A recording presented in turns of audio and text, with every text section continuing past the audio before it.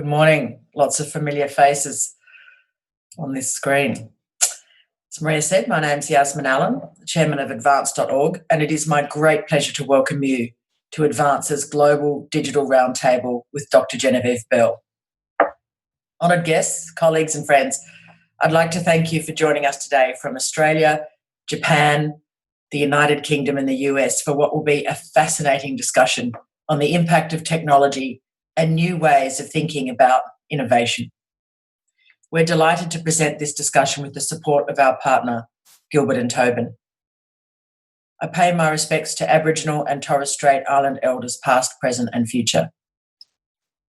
Advance identifies and celebrates extraordinary Australians living and working overseas, and also our returned expats. Our guest of honour today epitomises excellence, success and giving back to her country after 30 years offshore, 20 of them in Silicon Valley.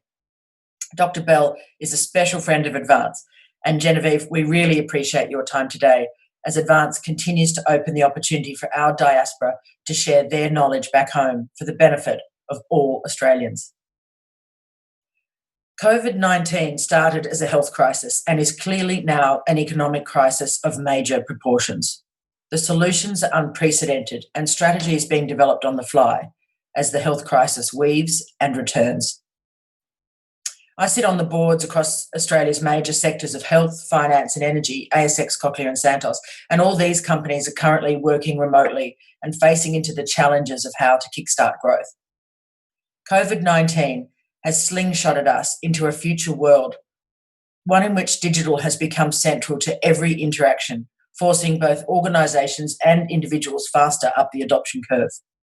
More than ever, technology is critical to everything we do, from remote working to providing fast information to support vaccine development.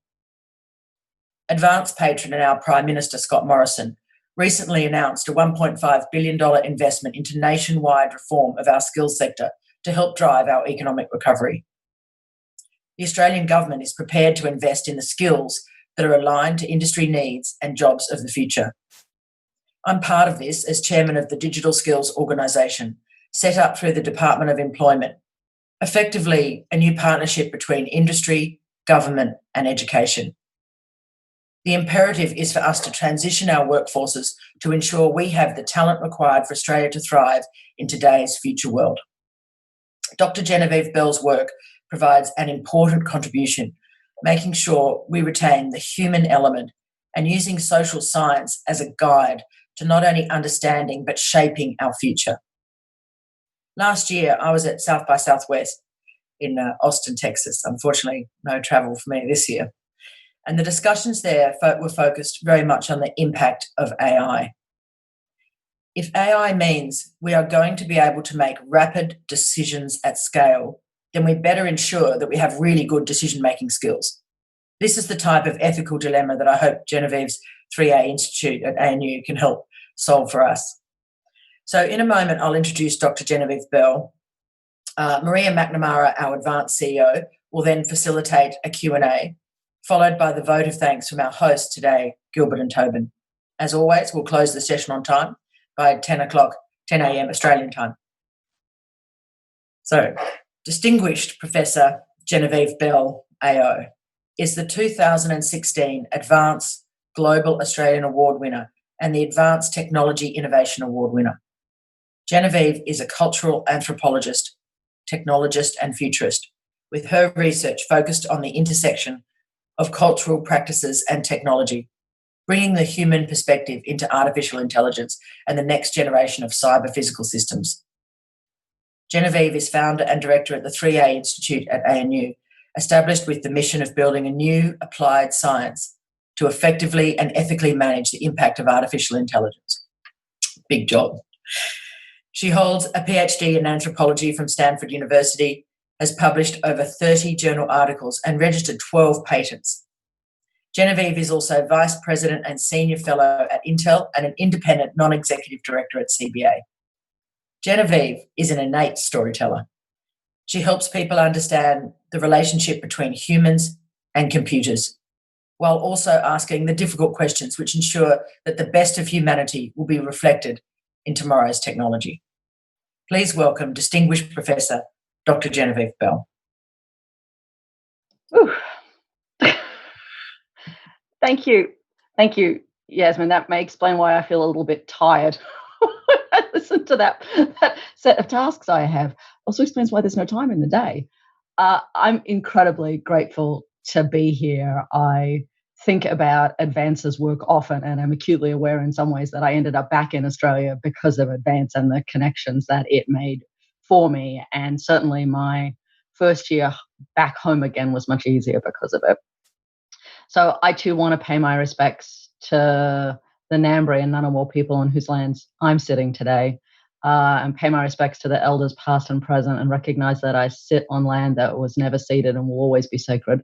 And for me, there is something incredibly special about getting to say those things again. 30 years in America left me acutely aware that we never acknowledged whose country we were on there when we could have.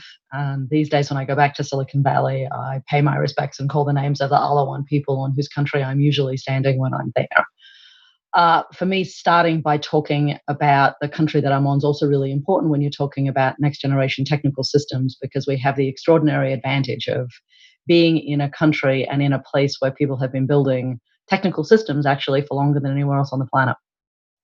2 years ago now, I went to Bawarrina, a town I suspect some of you are familiar with, that is on the New South Wales-Queensland border on the Barwon River, a town where recently the rivers ran again for the first time in 4 years. In Bawarrina, there are a set of fish traps. They extend, at this point, less than a kilometre. They once were nearly 2 kilometres long. They are a set of rock formations in the river that are designed to catch fish as they go both up and down that waterway and store them in cool running water in order to basically create deep storage. And the reason for doing that was that the Barwon at that particular place is a meeting ground of multiple different language groups who come together in that one place. And that set of fish weirs were built and then rebuilt and built again over multiple generations in order to allow people to gather in that place to have social, religious, and human moments. The most extraordinary thing about that system for me is that archaeologists believe it was probably built 40,000 years ago, which means it is the single oldest technical system built by humans on the planet. And history tells us that the last time it was used was about 1917. So it is genuinely remarkable to think about a technical system that has a 40,000 year span. And for me, when I think about what it means both to talk about the future and to talk about building new technical systems, I'm acutely aware that I get to do it in a place that has been doing that longer than anywhere else on the planet. And that has been doing it with an eye to, for me, what are core values? Sustainability. So a system that lasts 40,000 years is kind of epitomizes the notion of sustainability. One that was safe. It was a system that maintained itself, that was designed to sit inside that landscape, that didn't ever get bigger than that landscape could manage. And it was a responsible system because it was a system that actually did as intended and no more and no less. It made it possible for humans to gather. It created systems by which humans could share, care, and take care of each other and also take care of country. And for me, those attributes, sustainable, safe, responsible, are the kind of attributes I think about when I think about next generation technical systems. So Yasmin told you a little bit about my biography. Here are the other kind of important pieces of that when I think about what the most reasonable and responsible approaches are both to technical systems and to innovation. You need to know a couple of things. I'm not only an anthropologist, I'm a child of an anthropologist. So I grew up on my mother's field sites in central and northern Australia in the 1970s and 1980s. I spent most of my childhood living on Walpurgis settlements between Alice and Tennant Creek, in places where people still remembered their first sight of Europeans, their first sight of cattle and fences, not always in that order, and who, when I was a little girl, took me onto their country and told me its stories. And so much of my childhood was spent without shoes, speaking Walpurgis, and killing things. Effectively, hashtag best childhood ever. Means, I know what to do with a goanna when I see it. The answer is eat it almost at once, although there's some preparation involved first, probably should kill it. It also means whenever I say that in the United States, that people think I might be a serial killer, at least a budding one. But the answer is I grew up with people who were on country and who told me the stories about being in that country.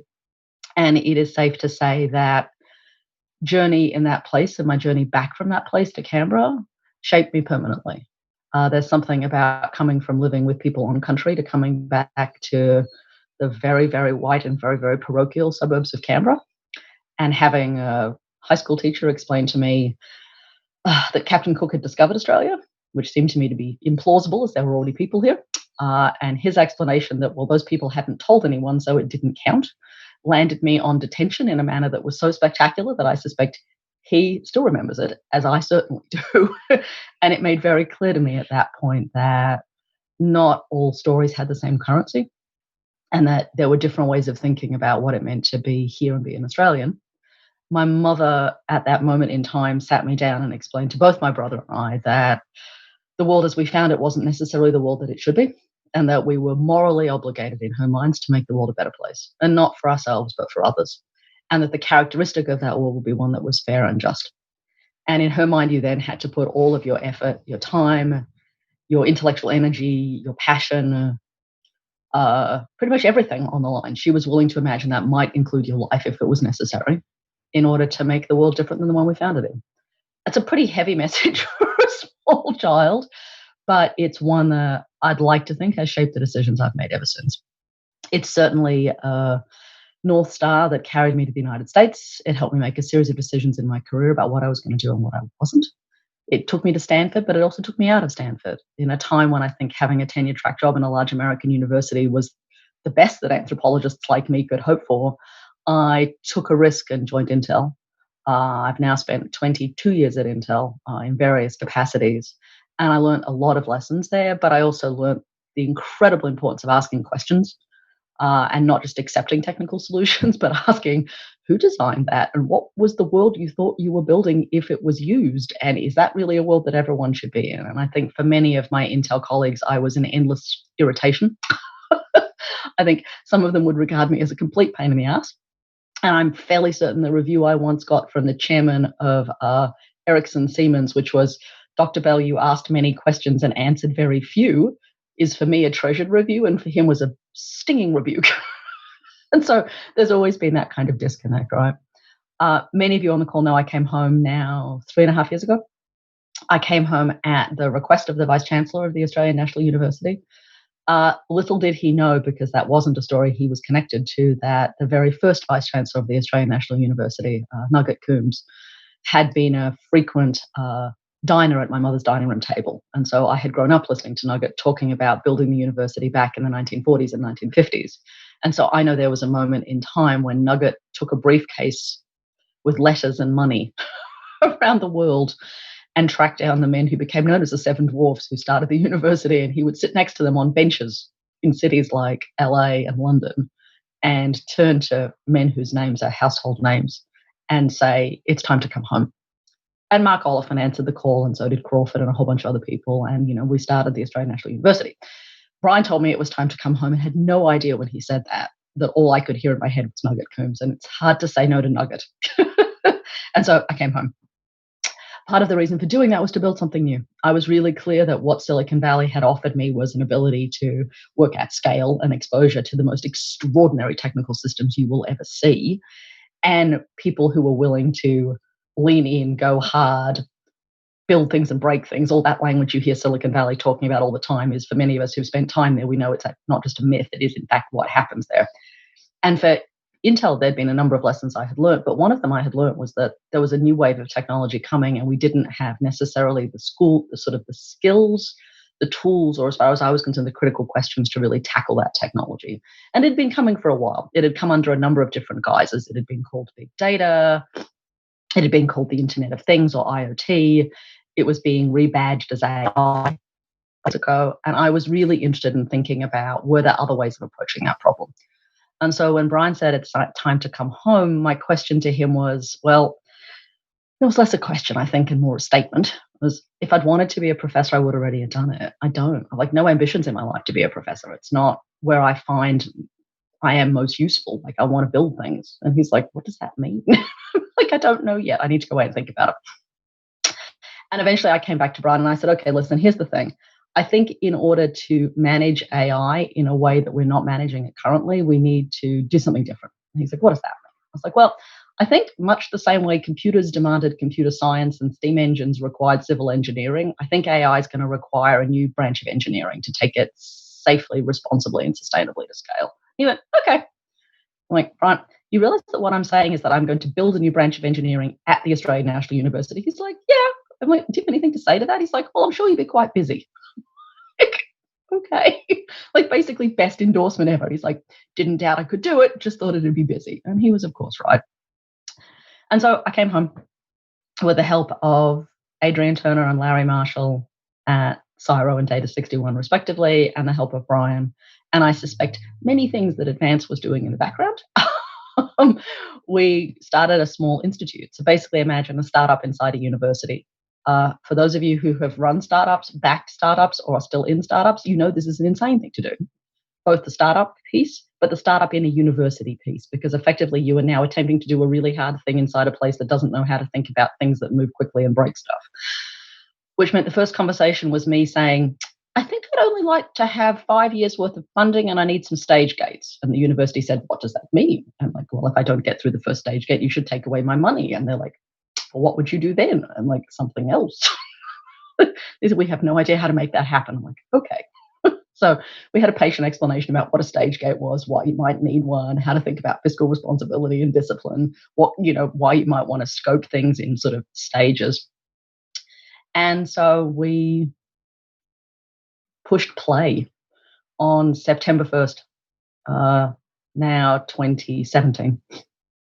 5 years, plus or minus one, a tiny amount of money with the commitment I would go find more, and me. That was it. No staff, just me. And I accumulated a collection of people relatively quickly. I decided that the way to build a new branch of engineering was to do three things. One was to go back and see what lessons you could learn from history about people who'd done this before. I knew I wasn't the first person to do it, and I knew some people have failed. See, in some ways, the failure to get information sciences to scale, the failure to get cybernetics to scale, see the successes, computer science, civil engineering, electrical engineering. So go mine a little bit of history and work out what worked and what didn't. And then I figured it was really simple, just kind of naivety you can have when you're amped up on a lot of coffee and being kept awake by Australian cockatoos. I was like, right, we'll do three things. We will teach it into existence, we will study it into existence, and we'll theorize it. And my kind of principle was, in trying to teach something, you get really clear about what the pieces are.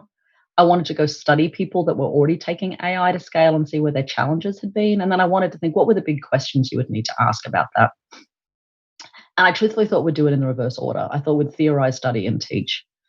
And about 6 months into that journey, it was clear to me that some stuff was happening in the US, particularly at MIT and Stanford, and that if we wanted to keep Australia competitive in this conversation, we couldn't wait for teaching. We actually had to go early and go hard. And so we put together an educational curriculum ahead of any of the big universities in the US or Europe and decided to just do something insane, like more insane. I think at this point, the Vice Chancellor was very tired of seeing me in his office because I turned up and said, right, I think I want to have a course. He's like, it takes 18 months. I'm like, why? He's like, well, there's a process. I'm like, well, does the process take 18 months? He's like, well, no, it's 3 meetings. I said, we could do it in 10 weeks. He just laughed, but no. So we did it in 8. We created a new course. We created a new master's program. And between the moment I conceived of the project until we had our first recruiting round was 80 days. And it was 100 before we had our first students. I was incredibly lucky in doing that. We didn't have any backing from the university. We just used social media. So I put out a request on Twitter and said, I am building a new branch of engineering. It doesn't have a name. I have a new program. That doesn't have a name. You should come to Canberra. That does have a name, but that may not be an incentive. Go. We got 174 applicants. So one of them turned out to be a duplicate. So we got 173 applicants in total, 50% female, which was extraordinary. It was the largest number of women, both as a raw number and as a percentage of an applicant pool that has ever been seen in engineering at the Australian National University. They came from all over the world. They came from all over the disciplinary map, literally from astronomy all the way through to zoology. We had enough money at that point to fund 10. I was really committed to the notion that you wanted to bring people into the university that wouldn't get here otherwise. I was really committed to the notion that there should be equity of access. I really wanted to have people that were multiple places in their life journeys. So not just people who were fresh out of university, but people who had had other lives before they came to me. And I had enough money at that point for 10.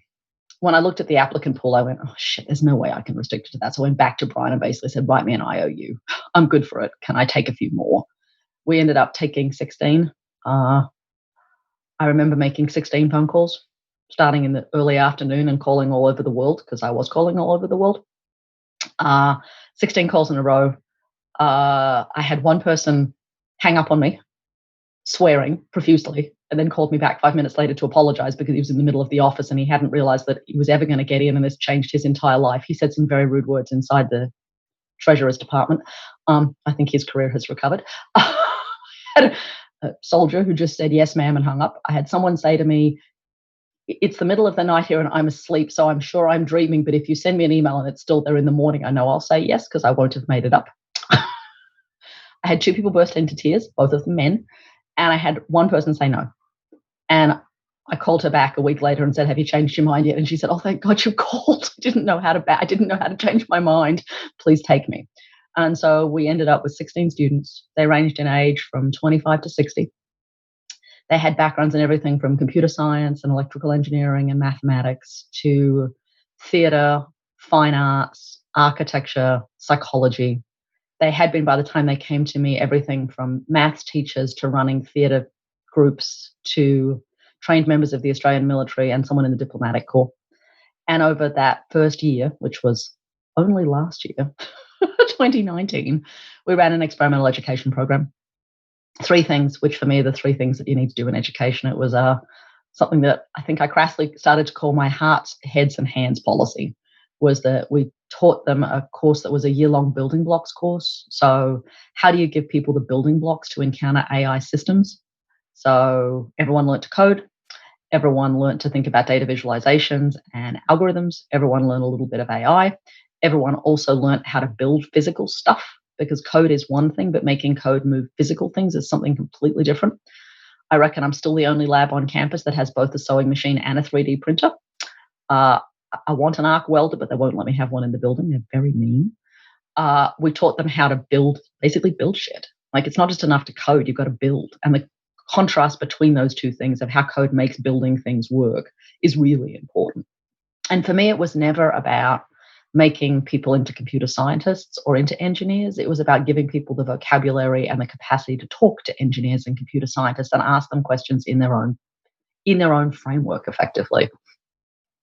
I'm of a vintage where I'm old enough to have learnt to code in high school and university. I learnt Pascal. You don't use that terribly often anymore, but I know the architecture of the computer programming language and I know how to think about it. And it means having that capacity lets me have conversations across disciplines that would be hard if you didn't. So a hands piece of the curriculum. There was a head piece of the curriculum, which was we gave everyone the same building blocks across critical thinking disciplines. So as much as you need to be able to code and build stuff, you also need to be able to ask about code and building stuff. So the locus of that piece, the genesis there, was to get people from thinking about problem solving to question framing. I'm sure many of us in our careers have realized we've gotten to a moment where we're being asked to solve a problem and you think that is just so wrong-headed. It's totally not the right problem. It's the wrong question that got you to thinking that was the problem you needed to solve. And I want to take about 7 steps back up the pipe. So we wanted to equip our students with the capacity to ask good questions, which means thinking about all the disciplines that are question disciplines. So the social sciences, the humanities, law, policy, the sciences, all have ways of asking questions and critically interrogating stuff. So whether it's asking where did it come from, what's its history, what are the people who built it, what were they thinking, what is its context, what is the legal framework. Parenthetically, we had a conversation with my students because they're back in the classroom today about COVID-19, and as half of my current cohort is from overseas, we had to have a conversation about Australian law and about why there's a different relationship between state and federal law, what it means to be in the ACT, what it means to think about, all the various pieces, because that whole context is necessary for understanding the moment they find themselves in. So hands, heads, and then for me, the heart piece was you actually have to have a reason for doing it. You've got to be engaged with the notion that you want to build something better than the place we find ourselves.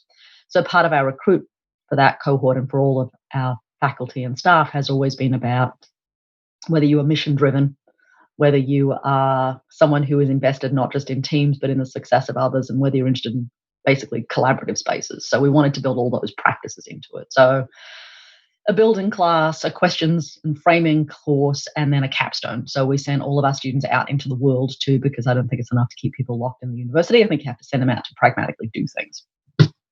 Short, long story, and that is a long story. Long story short, we graduated those students 10 days ago. My first cohort went live into the world, which is amazing. Equally amazing, I know. Equally amazing, all 16 who started finished, which is extraordinary. Also unheard of at the university. We lose them usually in a kind of, Oscar Wilde meets Bernard Shaw kind of way, which isn't good. So we kept all 16. In the meantime, we recruited another cohort, so they are with us now. They are even more globally diverse. They're still 50% female. We have our first Indigenous student, which is extraordinary. First Indigenous student, near as I can tell, in the history of the college, which is worrying, but working as best we can on that. And we are now with a live recruit for cohort 3. So at some point here, Maria might flash up, if I can find it, the URL for the institute. So I think it's just at the moment, if you just go to 3ainstitute.org, we have a live recruit for our next cohort. And I would love anyone that you can think of who thinks they might need to be there. If you could push them our way, that would be great. And then as of today, oh my God, we've also launched our first PhD program. So we took, for a bunch of students who turn up going, I never thought I was going to go to graduate school. A bunch of them went, can we get PhDs too? I'm like, you are suckers for punishment. So we, of course, we said yes. So we took 5 of those students and they start today with, again, an experimental PhD program. So some of us on the call got our PhDs in other places. Sarah, I'm looking at you. And I know that we have other experiences of PhDs. So I'm trying to bring some of the American experience here. So cohort-based and a little bit of in classroom. So not just basically, in some ways, the Australian PhD system, which in the sciences feels a bit like a form of ritual abandonment. I thought we might bring people in and make them spend time with each other and also do some co-learning before we send them off to go do their own projects. So that's kicked off too. So long story short, Institute is 3 years in.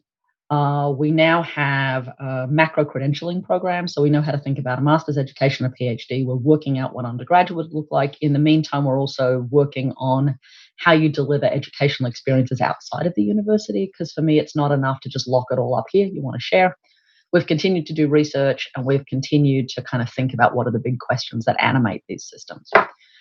In that process, the other thing that's become really clear to me is that, and I think, Yasmin, this is where I'd want to end, is that it's really clear to me in building all of this that there are some critical questions we should be asking at a national level, not just at a local level. So for me, the thing I knew I could most do, frankly, for my country and for the world, was to work out how to build this branch of engineering, because the AI technology is here. I mean, it's literally already here. It won't turn up in the form of the Terminator or pick your favorite science fiction movie.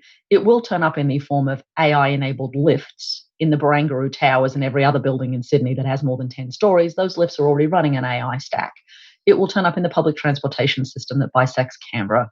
It will turn up in the gates that Qantas has in LAX, where your face opens your access to the aeroplane. And one day, Yasmin, I hope we will be traveling again and we will encounter those gates. AI is already in all those places. So this is not a matter of a future that's somewhere out there. This is a future that's already happening, and making sure we are asking the right questions of that and skilled up to handle it means people like my students, right, who are equipped to start asking questions about what will that world look like. But that's only one piece of the puzzle. I can deliver those students to the world, and we'll continue to do so. And hopefully within a few years here, we will have developed a curriculum stable enough that we will send it off to everyone else, and other people will do it too. But in the meantime, as we think about what it means not just to equip the next cohort to build those systems, I actually think there's a series of questions we need to be asking at a national level about what it will take to have an AI-ready society. And so at the beginning of this year, in response to a request by the Prime Minister and Karen Andrews, so the Minister for Innovation, I put together a proposal for what it would take for Australia to be an AI-ready society. And I thought there were 6 key attributes we needed to be thinking of in order to make that happen. And they have different kind of pieces, right? First piece was I thought you needed to have a sustainable approach. And the reason I had been thinking that is that one of the secrets about artificial intelligence and next generation technical systems that we don't discuss terribly often in public is how much energy they require. So at this point, 2020, about 10%, maybe 11% of the world's entire energy budget is spent just keeping data. So that's what powers server farms. That's what powers every app you are using. That's what makes them function. And 10% of the entire world energy budget. So like whole country's worth, basically. And that 10% is a floor, not a ceiling. And while companies like Intel and others, Microsoft most obviously, talk about energy savings moving forward with their technical systems, they are also talking about an increased density of technical systems. And so as you have that confluence, more technology and more density, even as they become more energy efficient, you don't necessarily diminish the overall energy budget. And that's particularly true of things like the 5G conversion. So the first full scale city deployments of 5G, we saw an increase in the number of base stations by 5x. Basically, Boston's the one I know best. It went from 4,000 to 16,000 or 20,000 base stations. Each one of those base stations has gone from being a dumb terminal to running a full server stack. So now imagine that the future that we're talking about is going to cost us a whole lot of energy. So there are some questions we ought to be asking about both how do we require it to be done in a sustainable manner? What are the requests we would be making of the commercial enterprises that are doing this? What would we set as standards at a governmental level about this, particularly against the backdrop of the last summer? Frankly, in Australia, I know it's easy to forget, but before the pandemic, over 80% of the Australian population had been touched in some way by the bushfires of the summer of 2019 to 2020. And I think for many Australians, we were much more acutely aware of both the vulnerability of our infrastructures, but also the need for a more and different approach. So what would be a sustainability approach, both just to the energy need, but also to all the component pieces that go into AI, require all kinds of things that actually have to come out of what we now realize is a fairly complicated supply chain that doesn't always function as effectively as we would like. So number one, you need to have a sustainable approach for an AI-ready society. Number two is you actually need to find ways to bring society along on that journey. So how we think about what it means to be an engaged society in that sense, which is everything from how do we think about different notions of being focused to different notions about bringing people along in terms of the stories we tell, about the nature and notion of our civic and civil society. So how do we think about things like trust? How do we think about things like what it means to talk about fake news, even as a category? What it means to think about how we worry about citizenship and participation, how you bring along everyone equally. So an engaged society there, hugely important, which also means how would we think about what are Australian values in these stories, not just American ones? I would think one of the things that's been most clear about the arc of the pandemic so far is that while there are many ways that Australia is like the United States, there are some key ways in which we aren't. We still have ideas about society over the individual. And some of the most troubling aspects, I think, for many Australians about the last month or so has been how we square the notion of community responsibility and individual sensibility. And Australia historically has been a more community-oriented country and culture.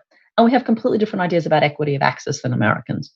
And so thinking about how would we build our own value set into things and how would we think about policing, that's actually kind of an interesting question. And I noted with some interest today that the New Zealand government has put out the first set of standards for algorithms to have them comport to New Zealand values. So this is not an undoable thing, and I don't think it necessarily slows down innovation. I just think it raises a way where we can think about some really different questions. So sustainable, engaged, I think you have to have a focus on learning, which means across the entire society. This doesn't just mean the usual thing where we say, kids need to learn to code. You're like, well, that's nice. Turns out most of Australian society is not in primary school or high school. Most of us aren't. We're actually somewhere else. So how do we think about lifelong learning? How do we think about an approach to lifelong exposure to different ways of thinking? How do we ensure that a learning focus is also an important component of our regulatory and political classes? As Yasmin mentioned, I am a NED on a board for an Australian company. There's a series of requirements about being a NED that require you being financially literate. There is an argument we could make about making our politicians be technically literate. It would be nice to have them be able to explain various kinds of technology in manners that are, well, plausible. So what it means to think about having a learning focus throughout life and an adaptive one where we don't get wed to saying you need to learn this coding format or this particular structure, but how do we ensure that there is a focus on learning and upskilling. And we've already seen government investment in that. That's certainly where you'd look at some of the TN announcements over the last couple of months have been very much about what does it mean to think about skilling and to start thinking about things like grad certs, a reassertion of the importance of TAFEs, but also how we actually say these are things that we need to engage with in multiple kind of sectors and how do we bring multiple people along on that journey. It's really clear that whatever you do here can't just be about AI in business and in business in the sense of technical companies. I mean, here I'm thinking about people like, well, some of the big American kind of CEOs of the last 5 years who basically would say things like, everyone got through the 20th century without being a tech company. No one gets through the 21st century without being a data and AI company.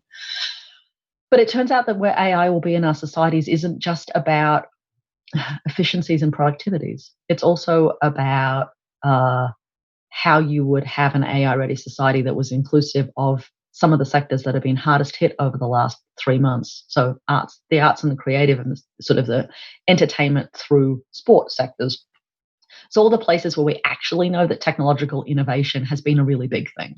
We don't often celebrate it in Australia, but the work of everything from our mainstream media outlets to our government-sponsored media outlets to the ways in which we've supported the arts in Australia have created incredibly important engines for growth in Australia and beyond.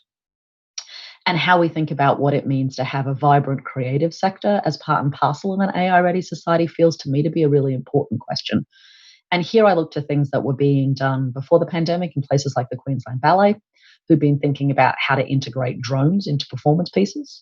Or I look at my friends and colleagues in the Royal Shakespeare, in the UK, who've been working out how to use virtual reality to put the Tempest into a house in Stratford and make it into basically a haunted accumulative narrative. And to the work they're doing on the future of the audience and thinking really in fascinating ways about what it means to build new technologies, not just to deliver productivity, but to tell stories. And after all, most important technology of the 20th century, one that most human beings don't think of as being a technology, probably the biggest game changer, might well have been the television. So how we think about, dominant technical platforms and where we want to have them is, for me, part and parcel of what an AI-ready society would be. And the two kind of last pieces, one is around what it would mean to have a balanced regulatory framework. I know there's always that kind of story that gets told, well, if you have regulation, you don't have innovation. And I think that's an interesting furphy, and one might want to think critically about why we tell that story. We certainly know that regulation has been a necessary part of maintaining health. It's why we regulate medical technologies. It's why we regulate biosecurity at the border to ensure the well-being of certain kinds of ecosystems. Those have not necessarily slowed down innovation. They've made things safer. You can certainly look to multiple European countries. Germany would be the obvious one, and say actually an enormous regulatory framework has not necessarily slowed down innovation at all. It has just created different innovation pipelines. And thinking here about how you balance standards, policy, and regulation, as well as other organizations that should be in that conversation, feels to me an important thing. And then last but by no means least, I think there's a really interesting set of questions to ask, and they feel very particular at the moment, about how we talk about economics and how we think about the measure of a good society. It would be easy if you were an archaeologist digging up the 21st century to think that the only way people understood societies was by GDP, that there was like a single metric and that was what was written on every building, like the GDP of this building. And the reality, of course, is economics is one measure of society, but there are many others. And so how we think about what it means to have a healthy society and where AI sits in all of that may not necessarily mean constantly talking about GDP as the only indicator. And I'm acutely aware in this moment in time where we are having a conversation about population health versus economic stability and sustainability, that we're already in some ways trapped inside that cycle, and how we think about unpicking and unpacking that a little bit, where we understand those are not binary choices, but something slightly more nuanced feels important. So I know that's a long-winded list, Yasmin, but for me, thinking about what it means to do innovation at scale, at a national scale, means paying attention to all of those pieces, about what it means to do it sustainably, about what it means to do it in a balanced regulatory way, about what it means to not trade off commercial versus the arts and the creative sectors, about not effectively thinking that it's all about the business, but also remembering that you have to have a civic and civil discourse around those pieces and what it means to bring people along on that journey, feel to me like those are all the things we ought to be thinking about.